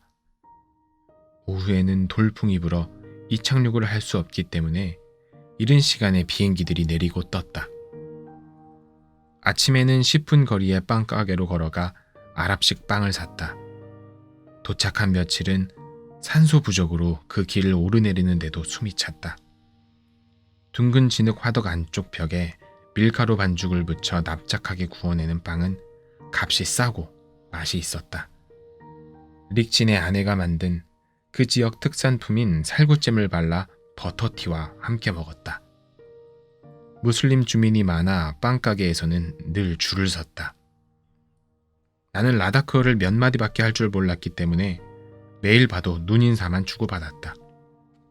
아침을 먹은 후에는 맞은편 언덕의 불교 사원에 가서 앉아 있거나 거기서부터 능선을 따라 한두 시간 산책을 했다. 그리고 돌아와서는 도랑을 따라 힘차게 흐르는 눈 녹은 물로 몸을 씻고 옥상에서 햇볕을 쬐며 책을 읽거나 글을 썼다. 저녁에는 그 집 부엌에서 라다크 주식 중 하나인 추더히를 만들어 먹었다. 현지인들의 집에 초대받아 갈 때도 있었다. 그리고 일주일에 한 번은 근처 마을들을 여행했다. 산악지역답게 어둠이 빨리 내려 늦어도 9시에는 잠자리에 들었다. 텔레비전도 없고 전화도 거의 사용할 일이 없었다. 그런데도 마음과 영혼이 충만했다. 한 번은 북인도 다람살라에서 겨울을 났다. 달라이라마가 머무는 곳이라서 불교 순례자들과 전 세계에서 온 여행자들이 북적이지만 고산지대답게 추운 계절에는 한산했다. 300개의 계단을 올라 더 위쪽에 다람콧이라는 곳에 갔다가 그곳에서 내려다 보이는 풍경과 넉넉한 햇빛에 반해 방을 얻었다. 지금은 그곳마저 게스트하우스들과 카페들이 점령했지만 당시는 민가밖에 없어서 고즈넉함 그 자체였다. 아침에는 다시 300개의 계단을 내려가 식당에서 빠바를 사오고 저녁에는 나뭇가지로 불을 지펴 칼국수 비슷한 툭바를 만들었다. 주인 아주머니에게서 말린 민트를 얻어다 뜨거운 차를 마시는 사이 어느새 별들이 떴고 그 별빛 신호를 따라 산기슭의 집들이 하나둘 불을 켜는 것을 감상했다. 방에 난방시설이 없는 탓에 아침에는 밖으로 나가 해맞이를 해야 몸이 녹았다. 원숭이들과 초록색 앵무새들도 햇빛을 쬐러 모였다. 안개가 걷히고 날씨가 좋은 날에는 더 위쪽으로 올라가 만년설을 구경했다. 카메라 렌즈보다 눈이 먼저 열렸다. 숙소 주위에는 산책로가 많아 매일 발걸음을 유혹했다. 그리고 정해진 시간만큼은 방에 앉아 글을 썼다. 생활비는 거의 들지 않았다. 단순한 생활과 음식이 나를 단순하게 만들었다. 그리고 그 단순함이 나를 나 자신에게 가까워지게 했다. 그 삶은 타인이 이해할 수 있는 것이 아니었다. 순전히 내 영혼에 관한 일이었다. 꼭 필요하지 않은 일과 만남들이 줄어들면서 기쁨은 늘어났다. 사치가 문화를 창조하기도 하지만 소박함은 정신을 창조한다. 그곳에서 나는 사원들을 들여다봤고 신상들을 보았고 그런 다음 나 자신 안에서 성소를 발견했다. 기억, 꿈, 회상에서 융은 말한다. 사람들은 점점 커져가는 부족감, 불만족, 불안 심리에 떠밀려 새로운 것을 향해 충동적으로 돌진한다. 현재 가지고 있는 것으로 살지 않고 미래가 약속해주는 것들에 의지해 살아간다. 모든 좋은 것이 더 나쁜 대가를 치르고 얻어진다는 사실을 인정하지 않는다. 눈부신 과학의 발견이 우리에게 재앙을 가져온다는 것은 더 말할 필요도 없다. 그것들은 전체적으로 인간의 기쁨, 만족 또는 행복을 증가시키지 못한다. 예를 들면 시간을 단축하는 조치들은 불쾌한 방식으로 속도만 빠르게 해 전보다 더 시간이 부족하게 만든다. 볼링겐에 있는 나의 탑에서는 사람이 마치 수백 년을 사는 것처럼 산다. 만약 16세기 사람이 그 집으로 이사 온다면 그에게 새로운 것은 단지 석유 등잔과 성냥일 것이다. 당신에게 그런 곳은 어디인가? 자기만의 사유 공간에서 긴 호흡을 들이쉬고 내쉴 수 있는 곳은 삶이 의미를 잃을 것 같을 때마다 당신을 부르는 곳, 신이 당신을 위해 지도 위에 동그라미를 표시한 곳은 자신만의 레푸기움, 자신의 탑을 갖는 것은 중요하다. 그곳이 돌집이든 소나무 숲이든 바닷가 외딴 곳이든 주기적으로 찾아가 분산된 감각을 닫고 자신의 영혼에 몰두하는 장소를 갖는 일은 그것은 떠남이자 도착이다. 그곳에서 당신은 다른 사람이 되기를 멈추고 오로지 자신의 모습으로 존재한다. 자신의 본 얼굴을 감추느라 우리는 너무 많은 시간을 허비한다. 자신의 레푸기움에서는 타인을 위해 표정을 꾸밀 필요가 없으며 외부의 지나친 소란으로부터 자신의 영혼을 지킬 수 있고 당신을 움켜쥐었던 세상의 요구에서 벗어난다. 그때 당신은 내면의 성소와 연결된다. 그것은 지혜와 신뢰의 순간이고 얼음이 아니라 물이 되는 순간이다. 내면의 성소에서 당신은 힘의 원천과 연결되어 다시 세상 속으로 돌아온다. 당신은 단단히 오므렸던 봉우리를 열고 자신의 향기에 숨을 쉰다. 엘리자베스 아펠이 시에 썼듯이 꽃을 피우는 위험보다 봉우리 속에 단단히 숨어 있는 것이 더 고통스럽다는 사실을 알기 때문이다. 나는 너와 함께 있을 때의 내가 가장 좋아. 한 대학생이 아메리카 원주민에 관한 박사학위 논문 과제의 일환으로 미국 남서부에 위치한 나바호족 인디안 보호구역에서 1년을 보냈다. 원주민 집단을 관찰하고 연구 활동을 하면서 그녀는 한 인디언 가족과 함께 지냈다. 그들의 오두막에서 생활하고 그들의 음식을 먹고 그들과 함께 일하며 나바호족 인디언의 전반적인 삶을 공유했다. 그 가족 중 할머니는 영어를 잘하지 못했지만 시간이 갈수록 두 사람 사이에는 친밀한 유대 관계가 형성되었다. 언어의 차이에도 불구하고 사랑과 이해라는 공통의 언어를 서로 나눈 것이다. 마침내 그녀가 다시 학교로 돌아갈 시간이 되었을 때 부족은 그녀를 위해 특별히 송별회를 열어주었다. 그 젊은 여성과 정이 많이 들었기 때문에 부족 사람들 모두 그녀와의 이별을 슬퍼하고 아쉬워했다. 그녀가 픽업 트럭에 올라타고 떠날 준비가 되었을 때 그 할머니가 따로 작별 인사를 하기 위해 그녀에게 다가왔다. 할머니는 눈물을 흘리면서 세월의 풍파로 거칠어진 주름진 손을 여학생의 두 뺨에 대었다.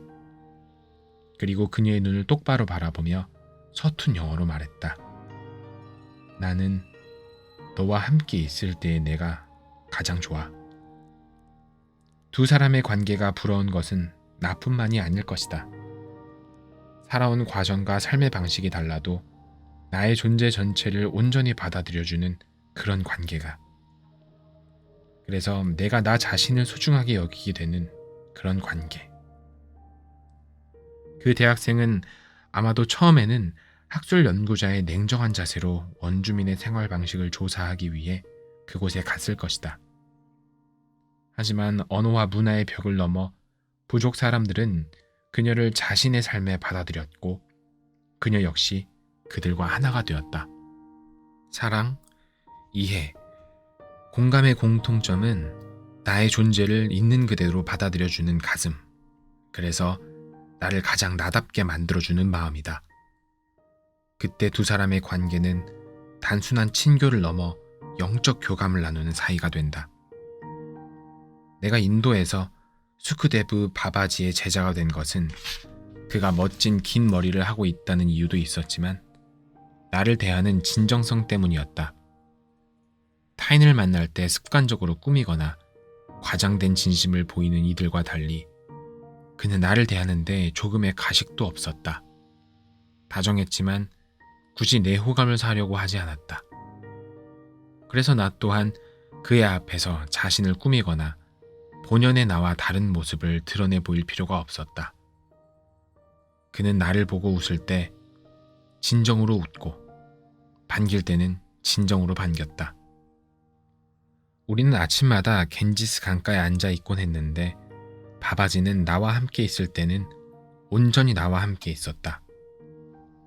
나와 달리 그는 마음이 다른 대상으로 배회하는 법이 없었다. 어떤 의도나 기대 같은 것이 섞여 있지 않았다. 나는 그것이 사랑이라고 느꼈다.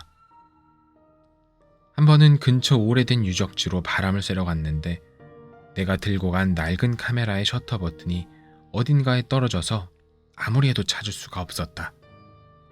내가 잔디밭을 뒤지는 둥 마는 둥 하고 있을 때 수크데브 바바지는 2미터가 넘는 긴 머리카락을 둘둘 말아 올린 커다란 머리를 두 손으로 지탱하고서 온 마음을 다해 찾았다. 그리고 마침내 토끼풀 사이에서 은색 버튼을 발견하고는 나보다 더 기뻐했다. 내가 장난기가 발동해 이참에 네잎클로버를 찾자고 제안하자 바바지는 다시 반시간 넘게 몸을 기역자로 만들고서 어린아이처럼 풀밭을 훑고 다녔다. 자기 얼굴의 몇 배가 되는 구멍난 붉은색 터번으로 감싼 머리를 두 손으로 받치고서 그때 찍은 사진을 나는 아직도 가지고 있다. 그에게서 어떤 설법이나 진리에 대한 강론을 들은 바는 없지만 그는 내가 새 책을 출간하거나 어떤 작은 성취를 이뤘다고 말하면 진심으로 축하해 주었다. 그럼으로써 나 스스로 나 자신이 좋아지게 만들었다.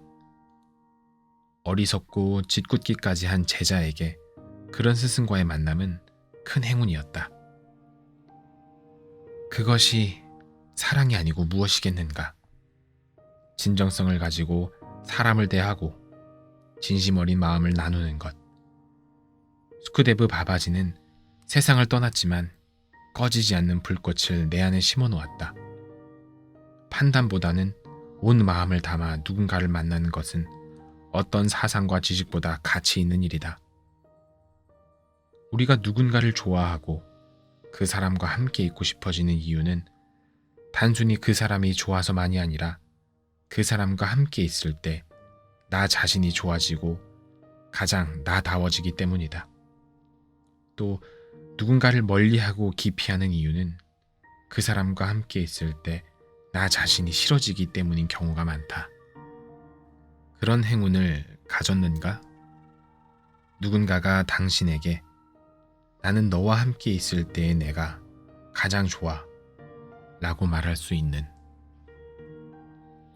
내 영혼 안녕한가? 여행 갈 때 책을 들고 가지 않는 편이다. 세상이 곧 책이어서가 아니라 여행지의 책방에 들리는 것을 좋아하기 때문이다. 델리와 콜카타의 옥스포드 서점이나 북웜, 맨해튼의 스트랜드 북스토어, 도쿄의 준구토나 츠타야 서점, 카트만두의 필그림즈 같은 독특한 책방에서 책을 뒤적이며 하루 이틀 보내는 것은 여행에 빼놓을 수 없는 기쁨이다. 내전이 한창이던 스리랑카의 소도시에서 책방을 만났을 때의 안도감은 잊을 수 없다. 내가 지금까지 번역 소개한 명상 서적들은 거의 모두 여행지의 서점에서 발견한 책들이다. 오래된 서점들이 하나둘 사라져 이제는 옷가게나 휴대폰 매장으로 바뀌었지만 그 안에서 책장을 넘기던 지난날의 내 모습은 여전히 그곳에 아른거린다. 우리가 잠시라도 시간을 보낸 장소에는 우리의 영혼의 일부가 남는다고 소설가 파트릭 모디아노는 어두운 상점들의 거리에 썼다. 책에도 혼이 담긴다. 그 책을 쓴 사람과 읽는 사람의 혼이. 지난번 여행 때 델리 칸마켓의 서점에서 산 토머스 무어의 영혼의 돌봄은 여행 내내 좋은 독서가 되었다. 안개 때문에 14시간 연착한 기차를 기다리는 대합실에서 그 책을 읽은 것 자체가 나에게는 영혼의 돌봄이었다. 영혼의 돌봄은 말 그대로 영혼을 보살피는 것이다. 몸을 위해 좋은 음식을 먹고 규칙적인 운동을 하듯이 자기 영혼에 자양분을 공급하는 것이다. 10년간 가톨릭 수사로 살기도 한 영성상담가 토머스 무어는 마음의 문제가 영혼을 돌보지 않는 데서 시작된다고 말한다. 우리는 바디케어에는 열중하면서 소울케어는 지나칠 만큼 무관심하다. 무어에게 심리상담을 받은 사람 대부분이 겪는 고통은 영혼을 돌보지 않아서 생긴 마음의 병이었다. 영혼을 소홀히 하면 의미상실, 무기력, 관계에 대한 환멸, 자기 비난, 폭력성과 중독 증세가 나타난다. 삶의 생기를 주는 중요한 부분을 잃었기 때문에 영혼이 아픈 것이다.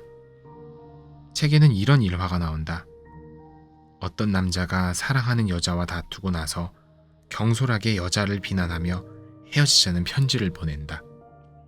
편지가 도착하기 전에 남자는 여자에게 전화를 걸어 그 편지를 읽지 말라고 말한다.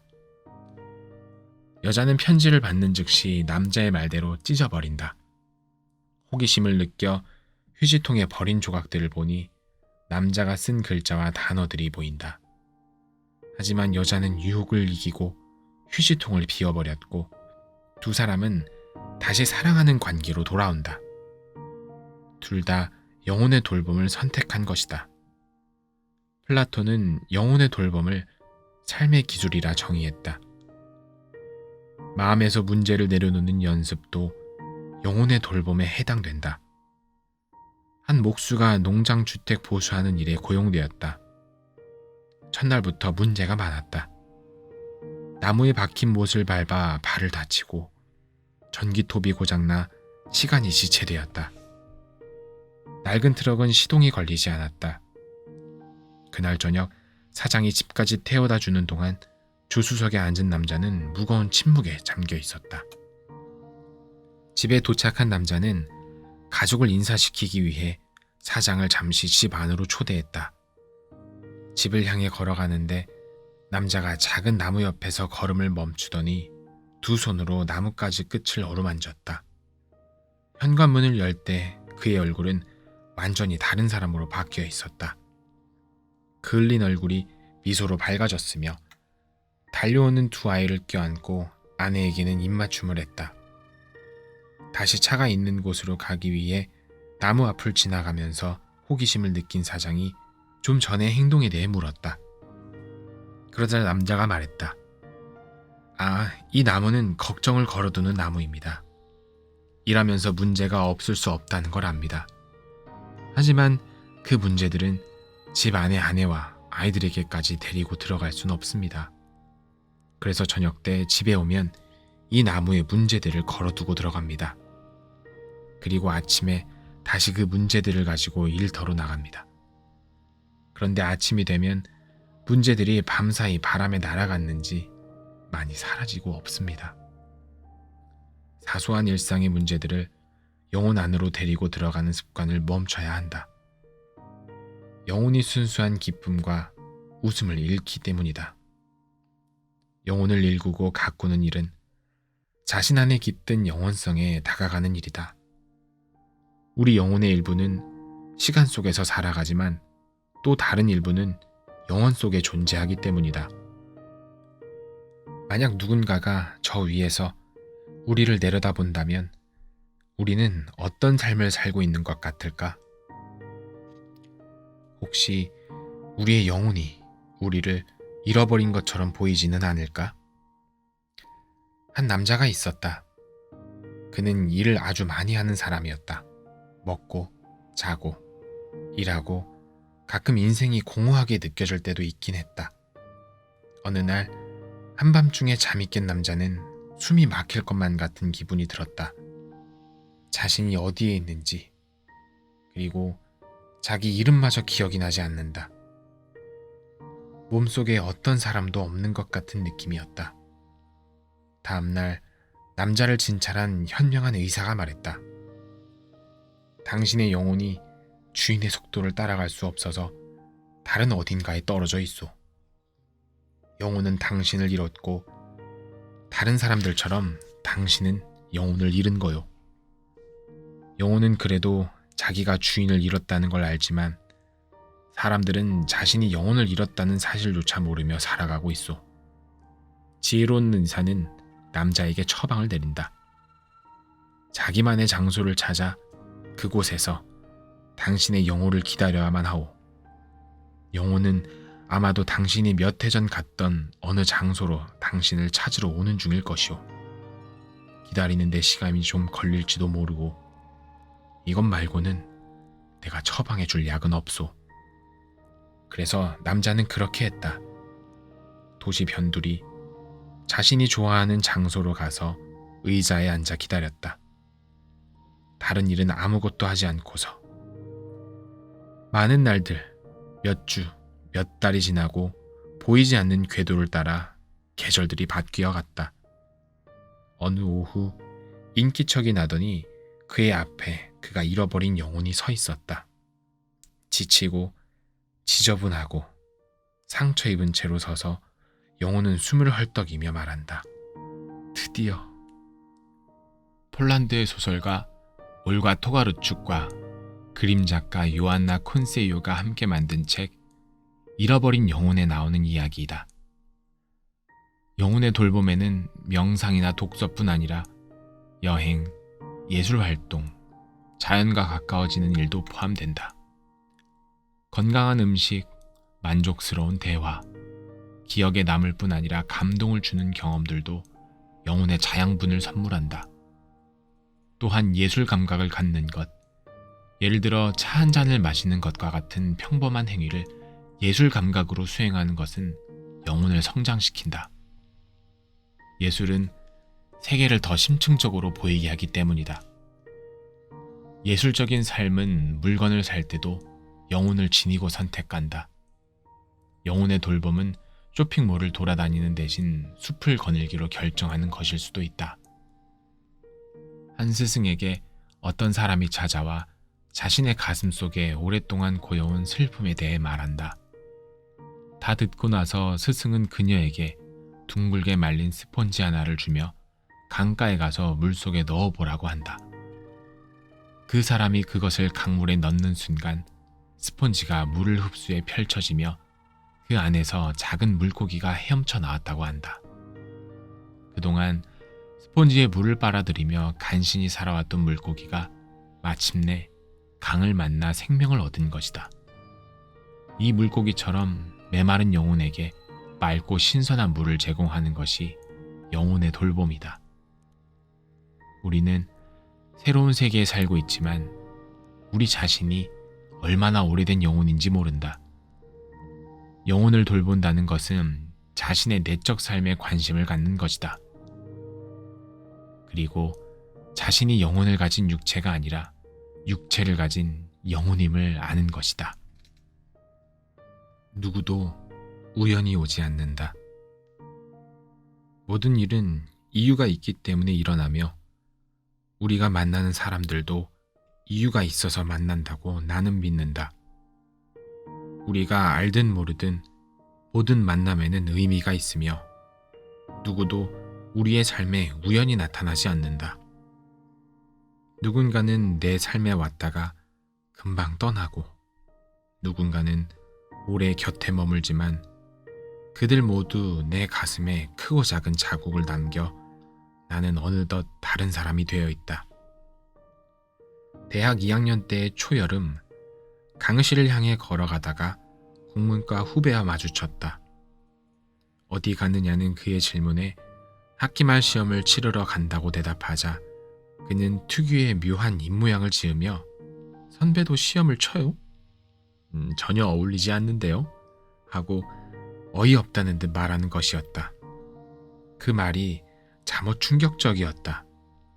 같은 학생인데도 불구하고 나라는 사람은 시험 같은 현실적인 일에 맞지 않아 보이는 듯했다.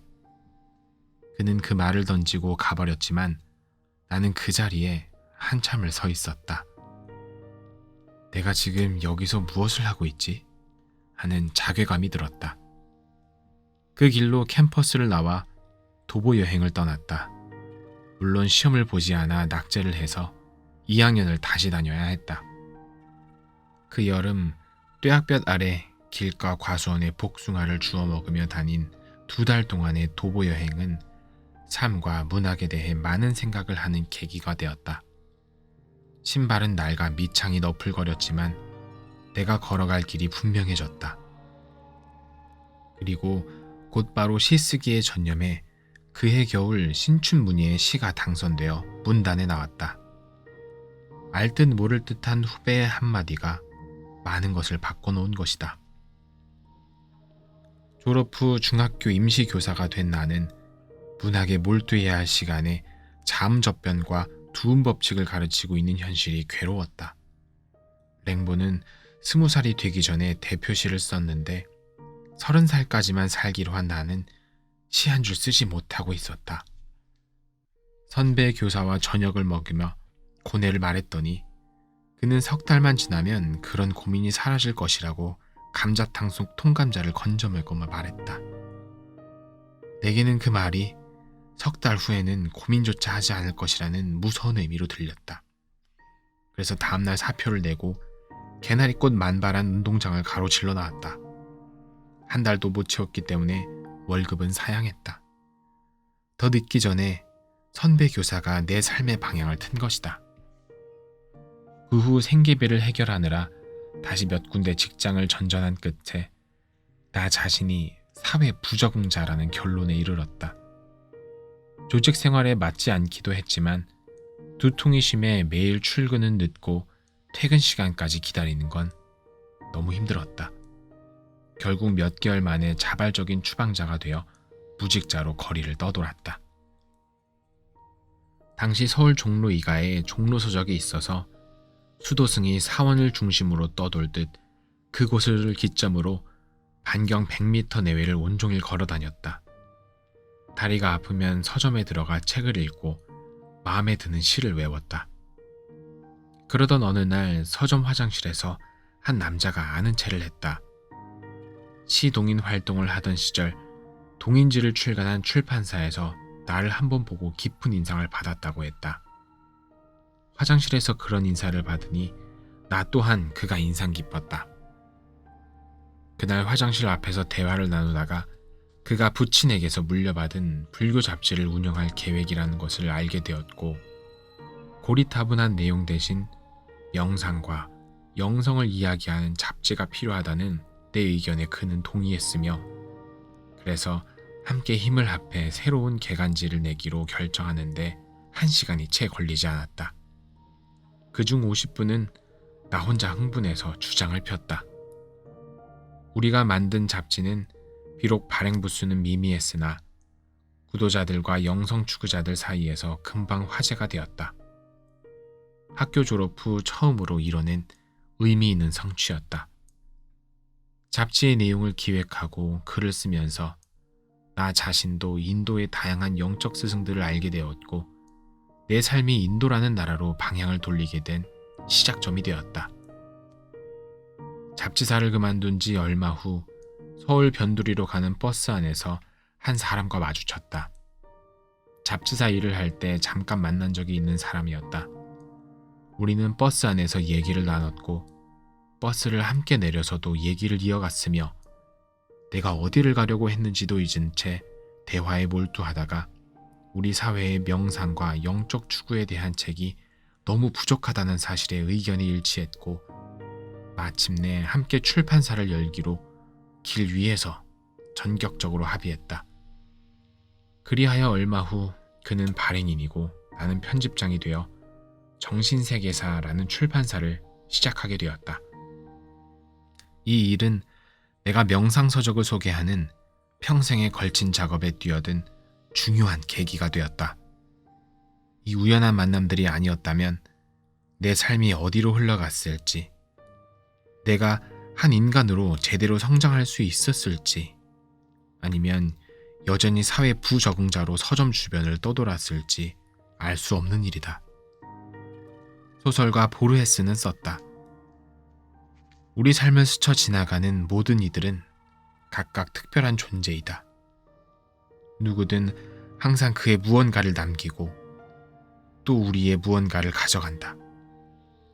많은 것을 남긴 사람도 적은 것을 남긴 사람도 있지만 무엇도 남기지 않고 지나가는 사람은 없다. 이것은 누구든 단순한 우연에 의해 만나게 되는 것이 아니라는 분명한 증거이다. 어딘가에 나에게 정해진 섭리나 계획이 있고 그것을 일깨우기 위해 적절한 시기에 사람들이 내 앞에 나타난다고 나는 믿는다. 지금의 내 삶에 그 관계가 필요하기 때문에 그들은 온다. 사람들은 이유가 있어서 우리 삶에 나타나고 때가 되면 우리는 그 이유를 알게 된다. 이것이 진리인지는 알 수 없지만 지금의 나는 내게 길을 가르쳐준 모든 만남과 부딪힘의 결과물이다. 누구도 내가 걷는 길을 무작위로 교체하지 않는다. 여기 인생의 만남에 관한 작자 미상의 글이 있다.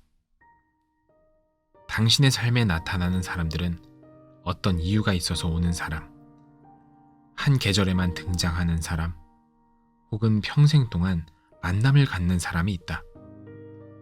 그중 어디에 속하는지 알면 저마다의 사람과 어떤 관계를 맺어야 할지 알게 될 것이다.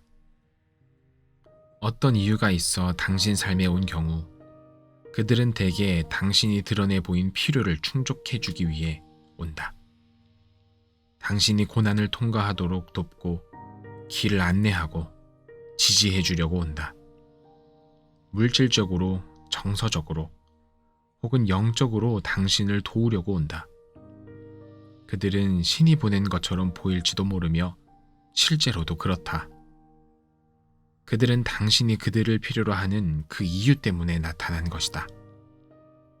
그들은 당신 잘못이 전혀 없는데도 혹은 좋지 않은 시기에 관계를 끝낼 것 같은 말이나 행동을 하기도 한다. 때로는 죽거나 어디론가 떠나버리기도 한다. 때로는 과격한 행동을 해서 당신이 분명한 결단을 내리게 만든다. 이때 우리가 깨달아야 할 것은 우리의 필요가 충족되었다는 것, 우리가 바라던 것이 채워졌다는 것, 그래서 그들의 역할이 끝났다는 사실이다. 당신이 올려보낸 기도는 응답받았으며 이제는 앞으로 나아갈 때가 온 것이다. 한 계절 동안만 당신 삶에 들어오는 사람도 있다. 그것은 당신이 나누고 성장하고 배우는 단계에 이르렀기 때문이다. 그들은 당신에게 평화로운 시간을 가져다 주고 당신을 웃게 할 것이다. 당신이 한 번도 경험한 적 없는 일을 가르쳐 줄지도 모른다. 그들은 대개 믿을 수 없을 만큼의 기쁨을 당신에게 준다. 이것을 믿으라. 이것은 사실이다. 다만 한 계절 동안만. 평생의 관계는 당신에게 평생의 배움을 준다. 굳건한 감정적 토대를 갖기 위해 당신이 쌓아나가야만 하는 것들을. 당신이 할 일은 그 배움을 받아들이고 그 사람을 사랑하고 그 관계에서 당신이 배운 것을 주변의 모든 관계와 삶의 영역에 적용하는 것이다. 사랑은 맹목적이지만 진정한 우정은 천리 밖을 본다는 말이 있다. 당신이 내 삶에 나타나 준 것에 감사한다. 그것이 이유가 있는 만남이든 한 계절 동안의 만남이든 생애를 관통하는 만남이든